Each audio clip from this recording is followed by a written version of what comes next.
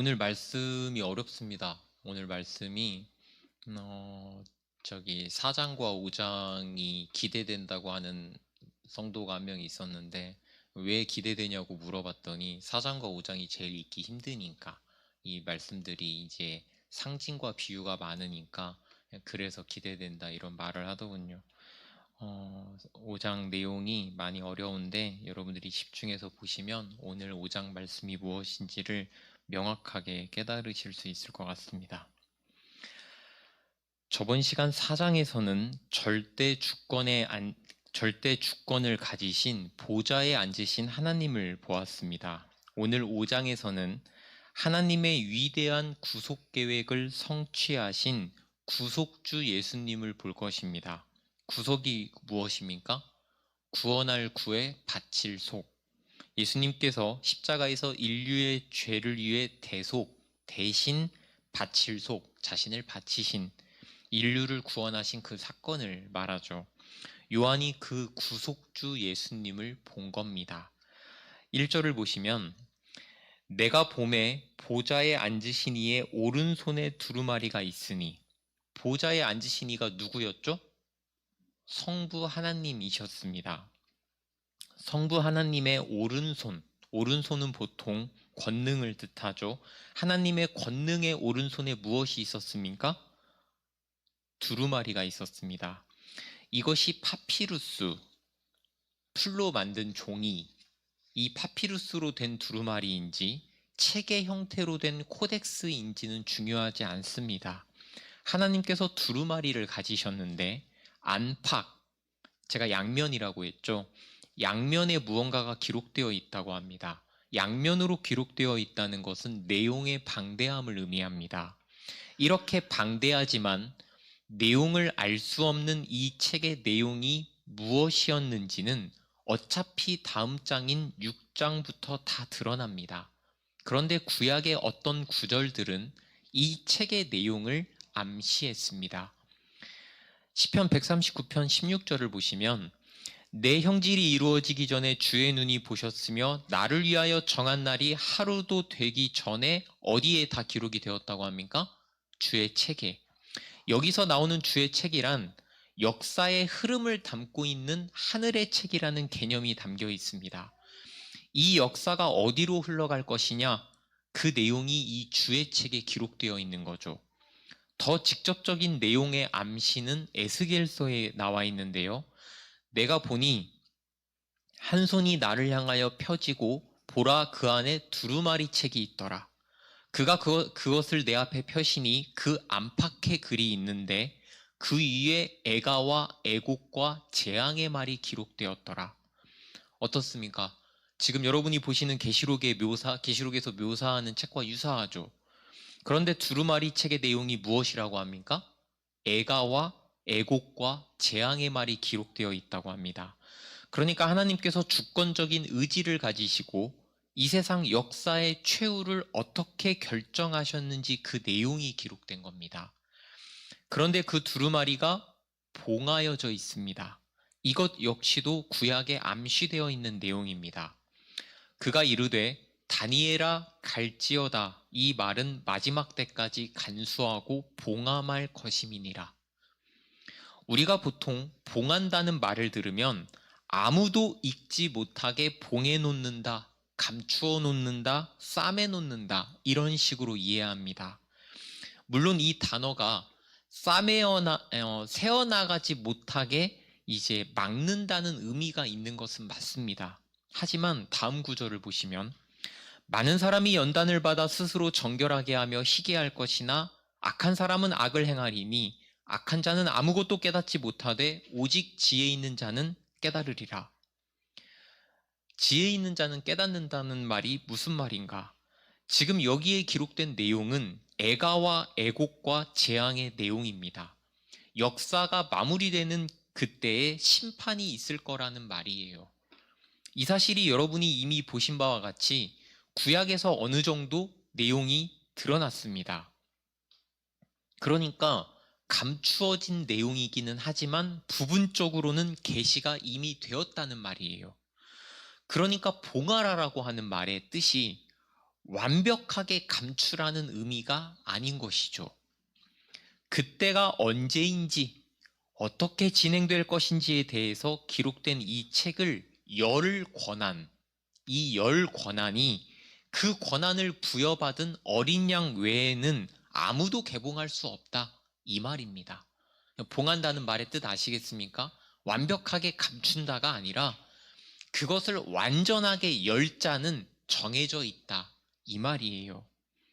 그러니까 이미 계시가 어느 정도 부분적으로 계시된 바와 같이 지혜 있는 자는 어느 정도 드러난 내용을 깨닫고 그 말씀을 지키는 자들입니다. 그런데 오늘날에는 정말로 말씀이 봉해져 버린, 완전히 갇혀져 버린 그런 시대를 살고 있는 것 같습니다.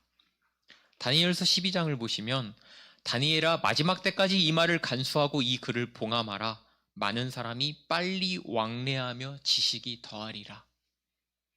지식이 더해지고 지혜가 넘쳐나는 시대, 교회가 진리를 가장 잘 수호하고 전달할 수 있는, 온 교회 역사가 그토록 오랜 시간 바래왔던 안정적 환경을 갖춘 시기라고 하는데, 이 시기에 오히려 하나님의 말씀이 제대로 전해지지도 않고 제대로 지키는 사람도 없어 보입니다. 저번 주에도 제가 어느 정도 언급했지만 오늘날 대부분 말씀을 전한다라고 하는 것은 사실 신자들의 수준을 맞추어 주는 것으로 변질되었습니다.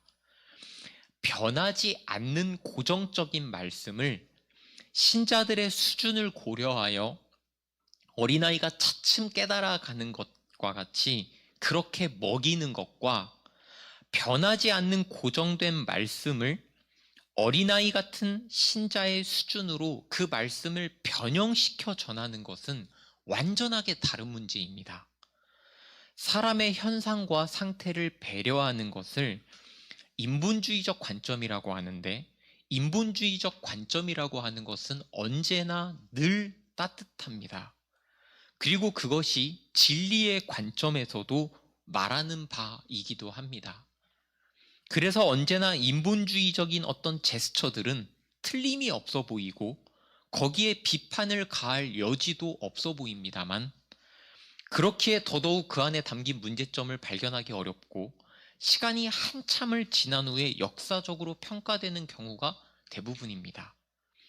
오늘날 한국교회 안에 내재하고 있는 인본주의적인 어떤 요소, 하지만 그것이 정말 사람을 따뜻하게 진리로서 배려하는 것이 아니라 진리를 희석시키는 그러한 인본주의적인 요소가 무엇이 있는지를 우리는 고민해야 합니다. 그중 한 예가 제가 방금 말씀드린 것처럼 인간적인 설교입니다. 사람들이 듣기 좋게 구성되어 있고 청중의 신앙과 영혼을 향상시키지를 못하며 사실상 30년, 40년 평생을 은혜로운 덕담 수준에서 끝나는 설교. 왜 그러합니까? 사람들이 이것을 바라기 때문입니다. 하지만 설교는 하나님의 말씀을 대언하는 것입니다. 우리가 이해할 수도 없고 신비한 말씀이기에 어떤 때에는 광분할 수도 있고 어떤 때에는 절망할 수도 있는 말씀. 하지만 이런 요소가 없이 늘 일정하고 늘 똑같은 예배의 분위기라면 우리는 이 모든 상황을 한 번 정도는 의심해 봐야 합니다. 이러한 인본주의적인 요소들이 교회 안에 문화를 이루고 있습니다. 많은 사람들이 빨리 왕래하며 지식이 더해지고 있습니다. 이렇게 바삐 흘러가는 시대 속에서 우리는 잠시 멈추어서 교회 내부부터 고민하고 문제점을 찾고 아무도 걷지 않는 좁은 길을 걸어야 되겠습니다. 그래야 세상에 우리가 빛됨을 드러낼 수 있지 않겠습니까? 2절을 보시면 또 봄에 힘있는 천사가 큰 음성으로 외치기를 누가 그 두루마리를 펴며 그 봉인들을 떼기에 합당하냐. 요한이 힘있는 천사라고 묘사를 한 것은 이 천사의 목소리가 컸기 때문에 거기에서 힘을 느낀 겁니다. 힘있는 천사라는 표현이 반대로 힘없는 천사가 있다는 의미가 아니지 않겠습니까? 이 천사의 큰 목소리에서 요한은 힘을 느낀 것입니다. 그런데 일단 여기서는 순서가 이상합니다. 여러분들, 두루마리를 펴는 것이 먼저입니까? 봉인들을 떼는 것이 먼저입니까? 봉인을 떼야 두루마리를 펼 수 있겠죠. 그런데 순서가 바뀐 것은 두루마리를 펴는 것이 결국 중요한 일이기 때문입니다. 봉인들을 뗀다라고 하는 것은 결국 두루마리를 펴서 그 내용을 보기 위함이니까요. 그리고 천사가 큰 목소리로 외친 내용은 누가 그 두루마리를 펴며 그 봉인들을 떼기에 합당하냐라는 질문입니다. 인류의 역사는 이미 예정된 종말로 가고 있습니다. 그 종말의 일을 행하기에 합당한 자를 찾고 있는 거예요. 그런데 사람은 하나님의 깊은 것들을 발견하고 설명할 수 없는 존재입니다. 앞에 보시면, 그러므로 모든 계시가 너희에게는 봉안책의 말처럼 되었으니 그것을 글 아는 자에게 주며 이르기를 그대에게 청하노니 이를 읽으라 하면 그가 대답하기를 그것이 봉해졌으니 나는 못 읽겠노라 할 것이요. 또 그 책을 글 모르는 자에게 주며 이르기를 그대에게 청하노니 이를 읽으라 하면 그가 대답하기를 나는 글을 모른다 할 것이니라. 지금 봉해져 있는 이 두루마리의 내용, 하나님께서 주권적으로 정하신 인류 역사의 종말 사건은 사람에게 전해져도 아무도 보거나 읽을 수 있는 사람이 없다는 말이에요. 그래서 3절에서 하늘 위에나 땅 위에나 땅 아래에 능히 그 두루마리를 펴거나 보거나 할 자가 없었다 하는 것입니다. 하나님께서는 에덴 동산에서 인간을 통해 세상을 운영하려고 하셨습니다. 그런데 우리는 실패했습니다. 하나님께서는 다시 이스라엘을 통해 세상을 구원하려 하셨습니다. 그 일도 우리가 실패했습니다. 하지만 하나님께서는 무한한 권능과 전지하심으로써 영원한 계획을 가지고 계셨고, 그 두루마리의 내용이란 하나님께서 주권을 가지고 결정하신 내용들입니다. 그러니까 지금 성경이 말하고자 하는 것은 종말이 오기까지는 어떤 존재도 이것을 개봉하지 못하고 여기에 담긴 내용을 온전하게 알지 못한다. 온전하게 알기 어렵다. 이 말입니다. 4절을 보시면 그 두루마리를 펴거나 보거나 하기에 합당한 자가 보이지 아니하기로 내가 크게 울었더니. 지금 요한이 웁니다. 요한이 왜 울까요? 두루마리를 펴거나 볼 수 있는 합당한 자가 없는 이 상황에서 요한이 지금 왜 울고 있냐는 말이에요.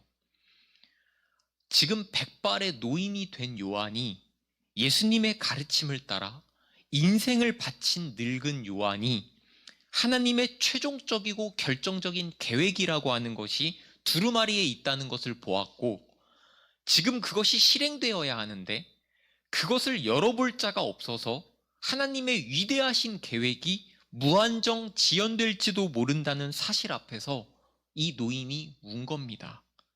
저 책이 펴져야 할 텐데, 저 책이 펴져야 할 텐데. 여러분들은 이런 경험이 있으십니까?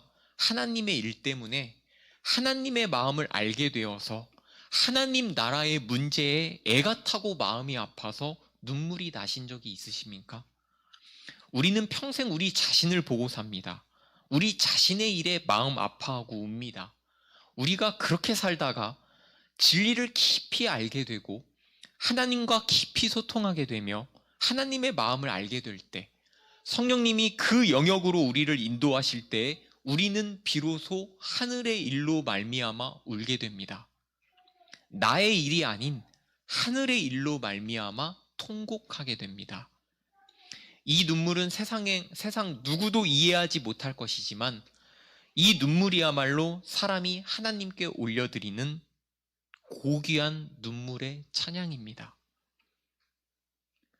눈물은 모든 거짓된 희망에 눈이 멀게 만들고 하나님 빛의 가장 작은 가닥에도 예민한 반응을 보이게 한다.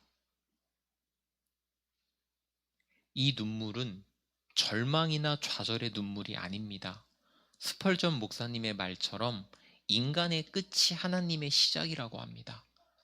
우리가 하늘의 일로 눈물을 흘리다가 고개를 들어보면 그때 하나님이 움직이심을 시작하게 됨을 우리는 보게 될 것입니다. 그래서 5절에 어떤 장면이 나옵니까? 장로 중에 한 사람이 요한에게 이렇게 말을 합니다. 울지 말라. 유다 지파의 사자 다윗의 뿌리가 이겼으니 그 두루마리와 7인을 떼시리라. 장로 중에 한 사람이 그 두루마리의 인을 뗄 자가 있다고 말합니다. 누구입니까? 유다 지파의 사자 다윗의 뿌리가 그 인을 뗄 것이라고 합니다. 그런데 그가 이겼다고 합니다.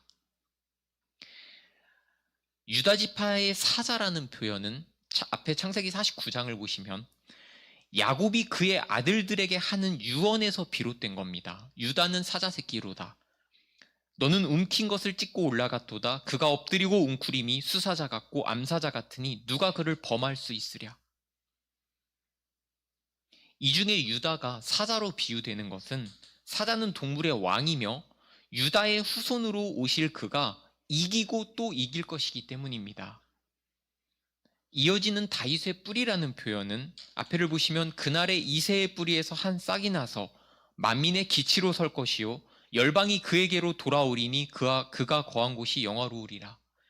이미 구약이 말하던 이새와 다윗의 뿌리에서 한 싹이 나서 그가 구원자가 될 것이라는 예언에서 비롯된 겁니다. 지금 장로는 요한에게 유다 지파의 사자이자 다윗의 뿌리인 예수님께서 인을 뗄 자라고 말하는 겁니다. 예수님께서는 사자, 즉 이기는 자이십니다. 이것을 너희에게 이르는 것은 너희로 내 안에서 평안을 누리게 하려 함이라. 세상에서는 너희가 환난을 당하나 담대하라. 내가 세상을 이기었노라. 예수님께서는 이미 십자가와 부활 사건으로 말미암아 사탄과 사망과 세상을 이기신 분이십니다. 그가 오실 것입니다. 그리고 두루마리의 인을 떼시고 하나님의 종말 프로젝트를 가동하실 것입니다. 그날에 못 듣는 사람이 책의 말을 들을 것이며 어둡고 캄캄한 데에서 맹인의 눈이 볼 것이다.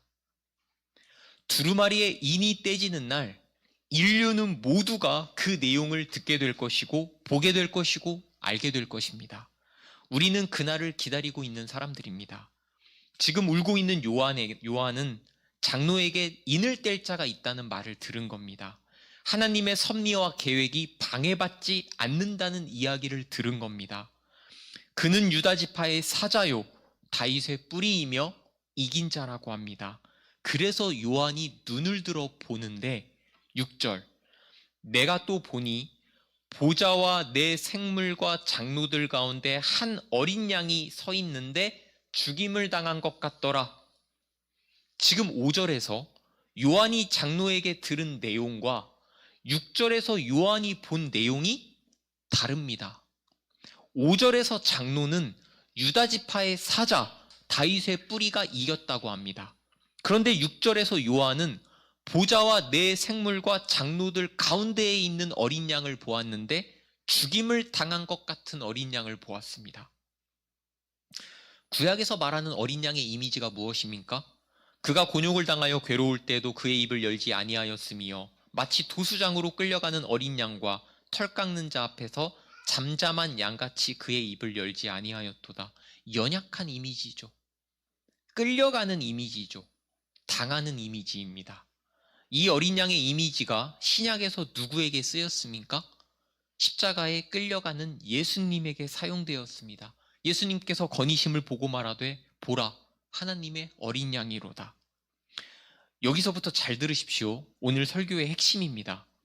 지금 5절에서 요한이 들은 것은 이긴다는 내용입니다. 사자는 이기는 존재입니다. 예수님께서도 내가 세상을 이기었노라 말씀하셨습니다. 그런데 6장에서 요한이 보고 있는 것은 죽어있는 어린 양이었습니다. 이것이 어떻게 조화가 되는가? 사자가 얻은 승리라고 하는 것은 어린 양의 희생을 통해 성취된 겁니다. 이것이 바로 예수님의 승리의 비결입니다. 연약하게 끌려가는 어린 양, 십자가를 끌고 흘리신 피로 말미암아 예수님께서는 승리하신 겁니다. 사자의 이김과 어린 양의 피가 어떻게 조화가 되는지 아시겠습니까? 우리에게 승리한다, 이긴다의 이미지가 무엇이었습니까? 때려 부수는 겁니다. 억누르는 겁니다. 짓밟고 올라서는 겁니다. 그런데 예수님의 승리의 비결은 끌려가는 겁니다. 당하는 겁니다. 피를 흘리는 겁니다. 죽으시는 겁니다. 이 예수님의 승리의 비결이 오늘날 우리에게 왜 중요한지 아시겠습니까? 우리는 예수 그리스도의 백성이자 자녀로서 예수 그리스도의 길을 그대로 따라가는 자들입니다. 우리의 이김이 어떤 방식이어야 될까요? 세상이 말하는 억누르고 짓밟는 승리의 승리여야 하겠습니까? 아니면 이기신 주님을 따라 우리 역시도 십자가를 통해 승리하고 약함을 통해 이겨야 되겠습니까? 이 사실이 안타깝습니까? 어렵습니까? 그런데 한번 생각해 보십시오. 우리가 언제 때려 부수고 이긴 적이 있습니까?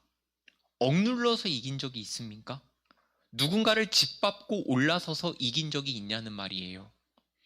제가 예수를 믿고 가장 먼저 인격적으로 포기하게 된 것이 이기는 거였습니다. 그동안 이기는 것이란 이 세상 법칙을 따라 약육강식, 적자생존의 논리로 이기는 거였습니다.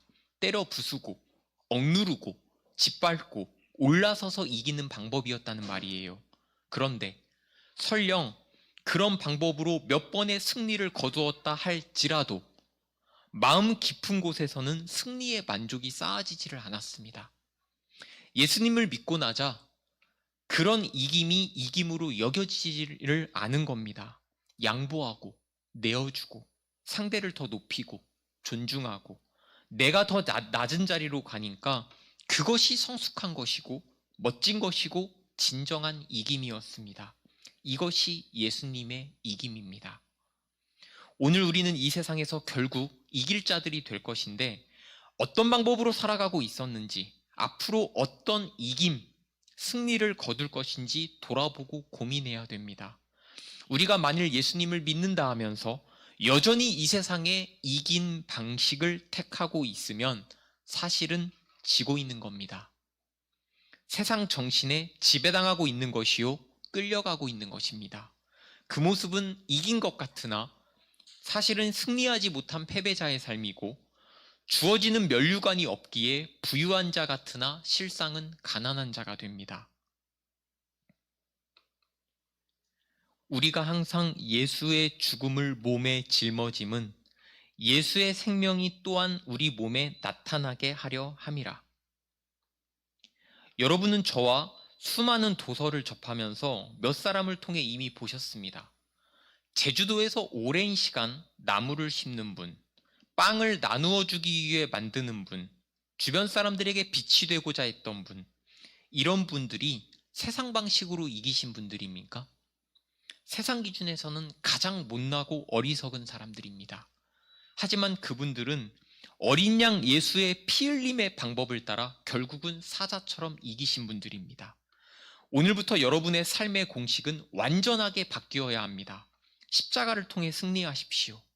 약함을 통해 이기십시오. 그 역전의 삶을 세상에 보여주어야 합니다. 하나님께서는 진정한 이김으로 살 자를 찾고 계시고 그렇게 전혀 다름을 보여줄 자를 찾고 계십니다.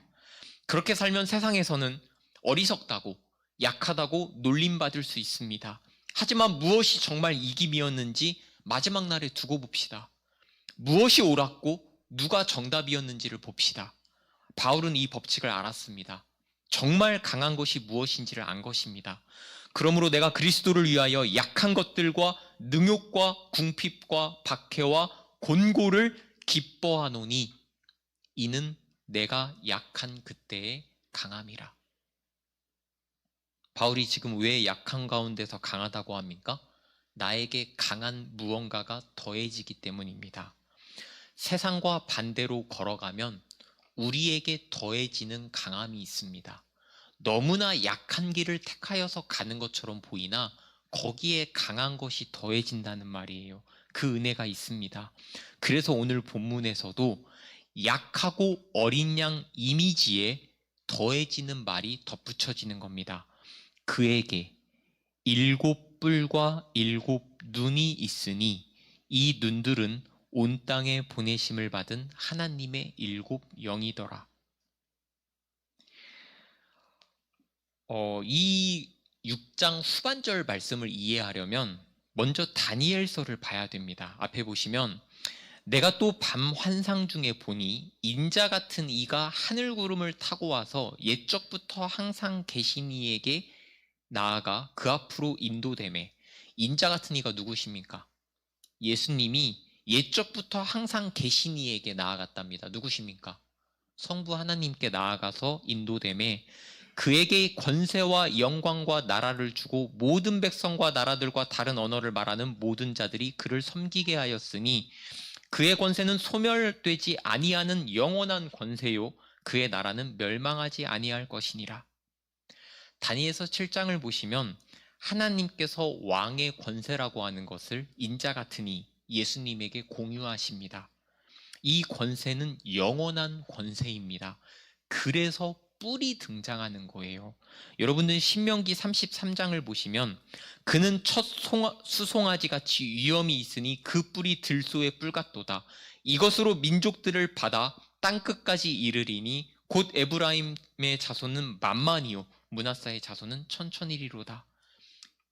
신명기 33장에서 뿔이 무엇을 상징합니까? 권세, 강함, 능력을 상징합니다. 그러니까 7뿔이라고 하는 것은 무엇을 상징합니까? 완전한 권세를 의미합니다. 그리고 7눈은 한없는 지혜와 통찰을 의미하는데 이것이 7영, 즉 성령이라고 합니다. 그러니까 정리하자면 죽임당한 것 같은 어린 양에게 무엇이 더해지고 있습니까? 하나님께서 예수님에게 공유하신 영원한 신적 권세, 그 7뿔이 더해지고 있습니다. 그러니까 권세로 상징되는 뿔이 어린 양에게 있고 더군다나 성령님께서 함께 하시는 어린 양은 더 이상 연약한 이미지가 아닌 겁니다. 그 어린 양이 나아와서 손을 뻗어 보좌에 앉으신 이의 오른손에서 두루마리를 받으시니라. 두루마리를 취한 것은 바로 그 어린 양입니다. 사자가 아닌 어린 양의 이미지로 두루마리를 취하신 것은 굉장한 의미가 있습니다. 이 어린 양의 피 흘림이라고 하는 것은 성부 하나님의 계획을 드러내게 하시고 집행하게 하시는 데에 결정적 사건인 겁니다. 예수님의 십자가 사건은 그래서 우리가 그토록 원하던 하나님 나라, 그 종말의 때를 알게 하고 보게 하는 결정적인 사건인 겁니다. 8절을 보시면 그 두루마리를 취하심에 네 생물과 24장로들이 그 어린 양 앞에 엎드려 각각 검은 고와 향이 가득한 금 대접을 가졌으니 이 향은 성도의 기도들이라. 여러분, 지금 왜 찬양이 울려 퍼집니까? 성부 하나님의 계획이 계시되고 집행되는 것은 엄청난 사건이기 때문입니다. 예수님의 십자가 피 흘림도 이 큰 계획 안에 있는 것입니다. 그렇게 역사를 이끌어 가시는 하나님의 이 종말 사건은 더더욱 엄청난 사건입니다. 그래서 네 생물과 24장로가 어린 양 앞에 엎드려서 감격의 찬양을 드리고 있는 겁니다. 여기서 등장하는 검은고는 비파나 수금 계열의 현악기로 추정이 되는데요. 이것은 시편 노래를 부를 때 사용되기도 한 구약의 성전 제사를 연상시키는 악기입니다. 수금으로 여호와께 감사하고 10줄 비파로 찬송할지어다. 그런데 이 찬양의 다음에 무엇이 나옵니까? 향이 나옵니다. 여기서 향 역시도 구약의 제사에서 일반적인 요소였습니다. 앞에 보시면 주의 법도를 야곱에게 주의 율법을 이스라엘에게 가르치며 주 앞에 뭐하고? 분향하고 온전한 번제를 주의 제단 위에 드리리로다. 계시록에서 이 향을 성도들의 기도라고 합니다. 여기서 우리의 심금과 영혼을 울리는 내용이 등장합니다. 우리가 이 땅에서 드리는 모든 일상적인 신실하고 겸손한 기도는, 그리고 찬미는, 그리고 경배는 하늘에서 영광스럽고 향기로운 향으로 나타납니다. 이미 시편에 이런 내용이 있었습니다. 나의 기도가 주의 앞에 분향함과 같이 되며 나의 손드는 것이 저녁 제사같이 되게 하소서. 그러니까 참된 성도의 기도라고 하는 것은 하나님 앞에 향기로운 제사이면서 그것이 찬양과 함께 더해질 때에는 기도는 멜로디가 됩니다. 이것은 하나님께서 들으실 만한 것이에요. 땅에서 경멸을 받던 신자들의 기도가 이제는 금 대접에 담겨 예수님께 전달되고 있습니다. 이것이 무엇을 뜻합니까? 종말의 때에는 우리의 기도가 금 대접에 담겨서 예수님께 올려진다는 말이에요. 종말의 때를 앞두고 있는 우리가 무엇을 해야 하는지 알겠습니까? 금 대접에 담길 만한 신실하고 겸손한 기도를 쌓아야 합니다. 이 기도는 매우 중요하기에 성경에서 경계하는 중언부언하거나 의미나 진심이 없는 그런 기도가 아니라 신자의 가슴을 울리고 치는 그런 기도여야 합니다. 제가 10년 가까이 사역을 하면서 정말 많은 교회의 성도들에게 기도에 대해 물었습니다. 모두가 기도회를 하고 모두가 기도를 하며 소위 말해서 대표 기도도 잘하는 그들 모두에게 기도가 무엇인지를 물었습니다. 아마도 많은 목회자들이 성도들이 하는 기도의 방법과 생각과 그 중심이 되는 정신을 묻고 듣는다면 얼마나 충격을 받을 것인지, 얼마나 직무유기를 하고 있었는지 깨닫게 될 것입니다. 기도는 가르쳐줘야 합니다. 성도들 대부분이 완벽하게 기도를 잘못하고 있습니다. 그래서 예수님께서도 기도를 가르쳐 주신 겁니다. 우리 공동체도 조만간 기도에 대한 특강 또는 세미나를 진행하도록 하겠습니다. 9절을 보시면 그들이 새 노래를 불러 이르되 두루마리를 가지시고 그 봉인들을 떼기에 합당하시도다. 일찍이 죽임을 당하사 각 족속과 방언과 백성과 나라 가운데에서 사람들을 피로 사서 하나님께 드리시고. 여러분, 지금 왜 새 노래가 울려 퍼지고 있습니까? 새 노래가 등장하는 시편 98편을 보시면 새 노래로 여호와께 찬송하라. 그는 기이한 일을 행하사 그의 오른손과 거룩한 팔로 자기를 위하여 구원을 베푸셨음이로다. 이 98편은 모세를 통한 출애굽 사건을 모티브로 기록된 시편으로서 구원에 대한 반응인 감사와 예배를 표현하고 있습니다. 하나님께서 우리에게 베푸신 모든 자비라고 하는 것은 우리에게 새로운 감사와 찬양을 자아냅니다.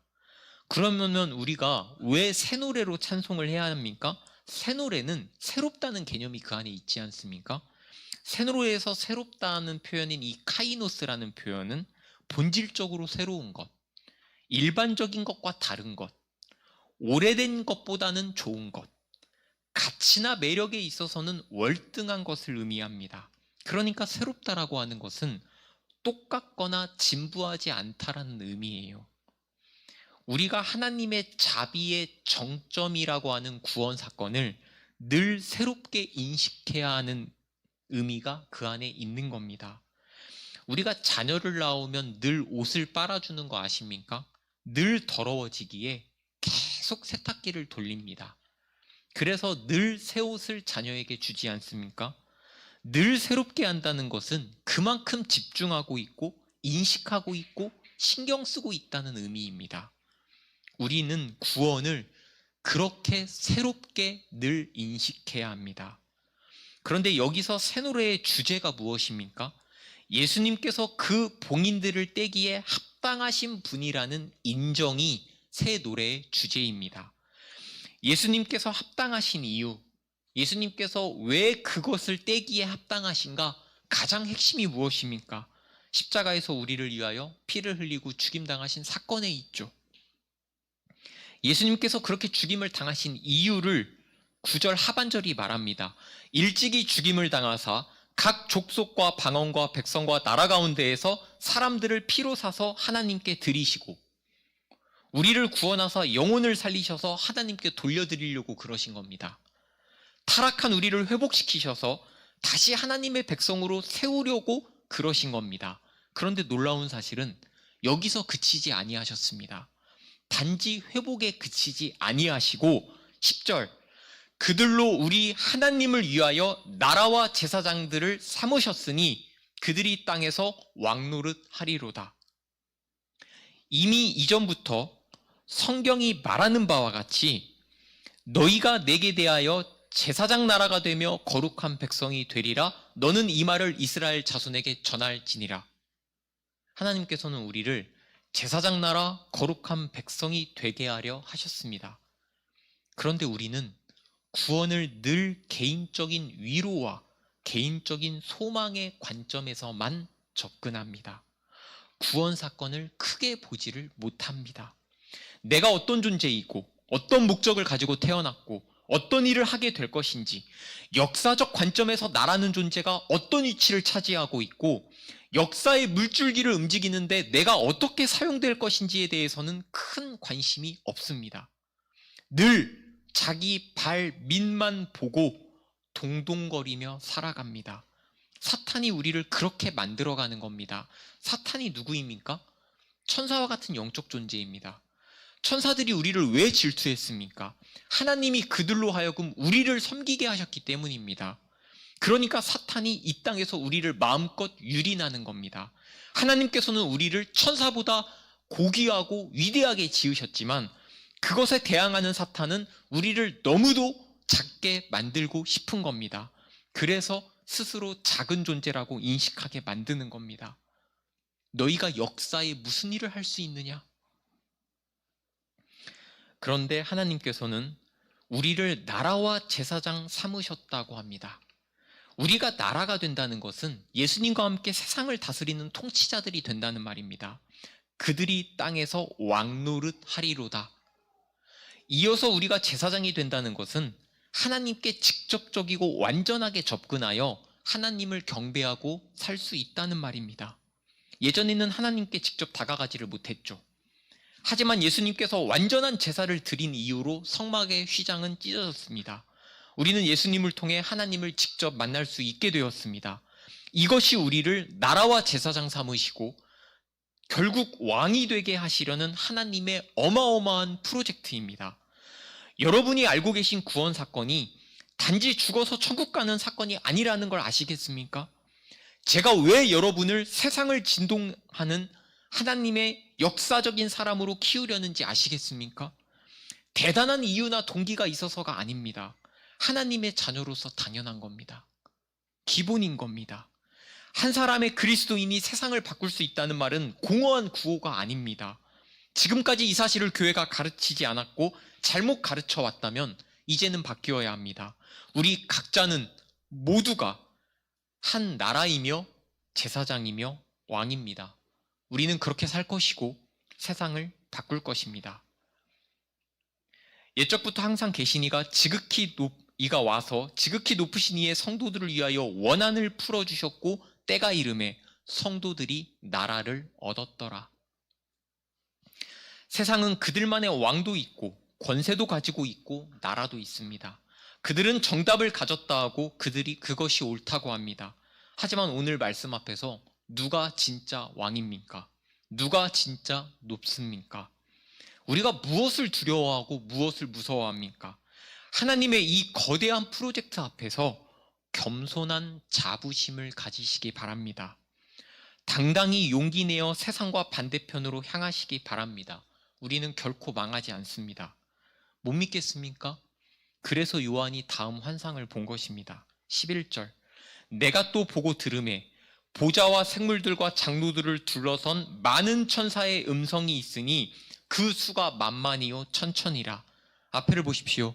다니엘서 7장에서도 이 말씀이 있습니다. 불이 강처럼 흘러 그의 앞에서 나오며 그를 섬기는 자는 천천히요 그 앞에서 모셔선 자는 만만이며 심판을 베푸는데 책들이 펴 놓였더라. 계시록 5장은 다니엘서 7장의 이미지를 많이 가져왔습니다. 지금 수없이 많은 숫자가 증거와 증거로서 우리에게 보여지고 있습니다. 세상은 여전히 우리에게 이런 메시지는 종교적인 메시지일 뿐이라고, 너희들은 문자를 과대 해석하고 있는 것이고 이 세상은 물질로 이루어져 있으며 영적 세계란 없고 과학적 사실은 성경과 다르다고 우리를 속이고 있습니다만, 종말의 때에는 그날이 오면 무엇이 진실이고 정답이었는지가 밝혀집니다. 그때 수많은 증인들이 우리 옆에 있을 것입니다. 믿으시기 바랍니다. 담대하시기 바랍니다. 용기 내시기 바랍니다. 그들이 큰 음성으로 이르되 죽임을 당하신 어린 양은 능력과 부와 지혜와 힘과 존귀와 영광과 찬송을 받으시기에 합당하도다. 큰 음성으로 그들이 이르는 것은 그 뒤에 이어지는 말씀이 중요하다는 겁니다. 지금 수많은 증인들이 큰 음성으로 죽임당하신 어린 양을 찬양하고 있는데요. 여러분, 보통 성경에서 이렇게 찬양을 하면서 나오는 주제들을 여러분들은 지금까지 좋은 말을 모아놨다고 생각하셨을 겁니다. 하지만 하나하나가 매우 구체적인 의미가 있습니다. 어린 양의 능력이란 전능을 말합니다. 모든 하나님의 계획을 성공적으로 실천할 수 있는 전능하신 능력이 어린 양에게도 있다는 말입니다. 그분은 삼위일체 하나님, 성자 예수님이십니다. 이어지는 어린 양의 부란, 우리가 인식하는 단지 먹고 사는 문제를 해결해 주는 정도의 부가 아니라 모든 면에 충만한 무제한적인 부요를 말합니다. 우리는 예수님 안에서만 진짜 부요함이 무엇인지를 알 수 있습니다. 그러니 세상의 거짓된 부요함을 찾느라 인생을 허비하면서 그 작은 물질에 매이면서 모든 면에 충만한 진짜 부요를 놓치지 마시기 바랍니다. 어린 양의 지혜란 창조와 섭리와 구원과 심판에 있어서 모든 전지하신 알을 말하는 겁니다. 그는 모든 것을 아십니다. 모든 것을 아시는 분께 의지하고 우리의 삶을 의탁합시다. 이것이 가장 지혜로운 삶 아니겠습니까? 어린 양의 힘이란 세상에 존재하는 모든 힘보다, 사탄의 놀라운 힘을 포함해서 그 모든 것보다 우위에 있는 힘을 말합니다. 우리가 이 힘을 의지해야 합니다. 이 힘을 빌어서 살아야 합니다. 어린 양의 존귀란 그리스도의 희생으로 받으시는 그분의 영광을 의미합니다. 그래서 우리가 늘 새로운 노래로 예수님의 존귀하심을 노래해야 하는 것입니다. 어린 양의 영광이란 우리가 지금은 차마 설명할 수도 없고 알 수도 없는 더 높은 신적이고 천상적인 광채를 말합니다. 어린 양에게 찬송이란 그가 우리에게 베푸신 은혜에 대한 우리의 합당한 반응을 말합니다.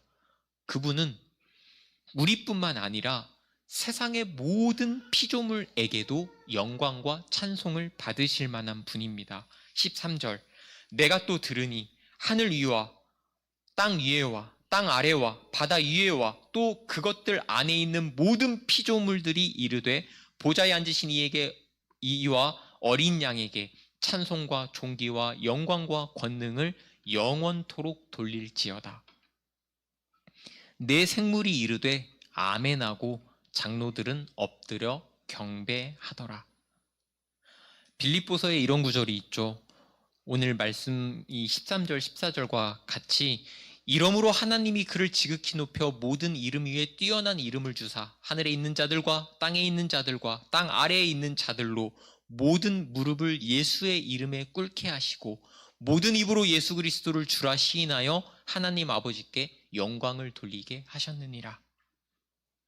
결국 모든 창조 세계의 모든 피조물이 동참하는 노래 하나가 있다면 그것은 바로 찬양입니다. 누구를 향한 찬양입니까? 보좌에 앉으신 분과 어린 양을 향한 찬양입니다. 이 모든 피조물 안에는 우리의 대적자들과 악한 자들까지 포함됩니다. 모든 이가 결국 하나님께 복종하게 될 것이기 때문입니다. 오늘 계시록 5장은 하나님께서 자신의 계획을 실행하시는 방법을 말씀하신 겁니다. 바로 그리스도의 죽음과 부활을 통해, 그리고 자신을 따르는 이에게 주시는 성령을 통해 하나님께서는 종말의 역사를 진행해 가실 것입니다. 한 신학자는 그래서 계시록 4장과 5장을 두 폭의 그림이라고 하였습니다. 하나님의 현현과 그리스도의 현현. 하늘 보좌는 비어져 있지 않았고 어린 양은 죽지 않았다. 이 사실 앞에서 우리는 그동안 아멘, 할렐루야, 이러한 이해와 반응에서 더 이상 나아가지를 못했습니다. 구원의 감격과 은혜는 있으나 그것을 100년 넘게 핥아먹는 동안 그 구원에 담긴 깊은 맛과 정수를 우려내지는 못했다는 말입니다. 어느 교회를 가나 찬양과 경배가 굉장히 가벼운 노래로만 울려 퍼집니다. 그 노래는 우리에게 감정적인 호소로 다가와 우리의 눈물을 자아내기도 합니다. 나름 삶에서 기준을 세우고 세상과는 다른 기준으로 살아가려고 노력도 하게 됩니다. 그런데 구원에 담긴 깊은 정수는 겨우 그 정도가 아니라는 말이에요. 찬양과 경배, 감동과 감격에서 멈추는 것이 아니라, 세상과 조금 다른 삶으로서 만족하는 것이 아니라 하나님의 통치와 섭리가 온 세상에 매우 구체적으로 펼쳐지도록 하는 거대한 프로젝트까지 나아가야 된다는 말입니다. 하나님이 어떠한 분이신데 그 하나님을 믿는 자녀들의 삶과 그들이 숨쉬고 살아가는 이 세상이 겨우 이 정도라는 말입니까? 이것이 우리가 믿고 섬기는 종교라면, 여기까지가 기독교가 말하는 진리의 결과라면 나는 기독교를 진리라고 말하지 않을 겁니다. 나는 하나님을 하나님이라고 부르지 않을 겁니다. 내가 예수님을 뒤늦게 믿고 살아온 모든 시간 동안 계속 가지고 있었던 한 가지 의문, 이 정도가 아닐 거야. 하나님을 믿는다라고 하는 것은 이 정도가 아닐 거야. 성도의 삶의 결과물은 이 정도가 아닐 거야. 저는 평생 이 의문을 가지고 살아왔고, 이 의문은 신자로서도, 신학생으로서도, 목회자로서도 저를 외롭게 만들었습니다. 하지만 이제는 여기까지 오니 저의 오랜 시간의 의문이 확신으로 변하고 있습니다. 예수님은 이기신 분입니다. 모든 중요한 전쟁에서 승리하고 이기신 분은 앞으로 맞이할 수많은 고통과 역경 속에서 우리를 웃음 짓게 만들 것입니다. 우리에게는 변함없고 확실한 소망 하나가 있습니다. 그것은 바로 죽었으나 죽지 않으신 어린 양의 존재입니다. 오늘 우리는 천상의 모든 모습을 다 보지는 못했습니다. 우리가 반드시 알아야 할 것들에 대해서만 본 겁니다. 우리가 반드시 알아야 할 것이 무엇입니까? 이 세상의 모든 일들과 역사는 근원 되시는 하나님께 달려있다. 그분은 하늘 보좌에 앉아 계신 영광과 능력의 성부 하나님이시다. 그분의 모든 계획과 섭리를 이루시는 분이 궁극적 승리를 이미 거두신 어린 양 예수이시다. 어린 양은 피 흘리고 죽으심으로써 승리를 거두셨다. 우리는 그 길을 따라갈 것이다. 그리하여 궁극적인 승리를 거둘 것이다. 기도하겠습니다. 하나님 아버지, 거대한 하나님의 계획 앞에서 그것을 미천하게 엿본 우리는 이 모든 것을 다 알 수 없고 이해할 수 없지만 성령님의 도우심으로 하나는 알겠습니다. 달라져야 하겠습니다. 지금과는 확연하게 달라져야 하겠습니다. 마음 깊은 곳에서 우러나오는 터짐이 있습니다. 하나님, 정말 나를 사용하여 주시옵소서. 이 세상이 정말 무언가가 잘못되었다면 우리가 돌려놓겠나이다. 회복시켜 놓겠나이다. 정답을 퍼뜨리고 가르치겠나이다. 하나님의 뜻을 이루소서. 우리가 신실한 종이 되겠나이다. 보좌에 앉으신 성부 하나님, 계획을 이루시는 성자 예수님 영광을 받으소서. 우리가 그 길을 따라가려 하오니 우리를 인도하여 주시옵소서. 우리 다 같이 기도하겠습니다. 하나님 아버지, 너무도 큰 진리 앞에서 어떻게 반응해야 할지 모르겠습니다. 우리가 이 내용을 나누어도 될 상태인지, 이해를 하면서 말씀을 나누는 것인지 의문스럽습니다. 하지만 알게 하신 것에, 듣게 하신 것에 감사드리며 하나님께 간구하오니, 하나님, 우리에게도 어린 양의 승리와 같은 승리를 맛보게 하여 주시옵소서. 어린 양의 승리에 중독되어 세상의 승리가 아닌 하나님의 승리, 하나님의 이김을 계속 추구하게 하시옵소서. 그리하여 우리의 삶이 이 세상의 빛과 소금이 되게 하여 주시옵소서. 능력과 부와 지혜와 힘과 존귀와 영광과 찬송을 받으시기에 합당하신 예수님의 이름으로 기도드립니다. 아멘.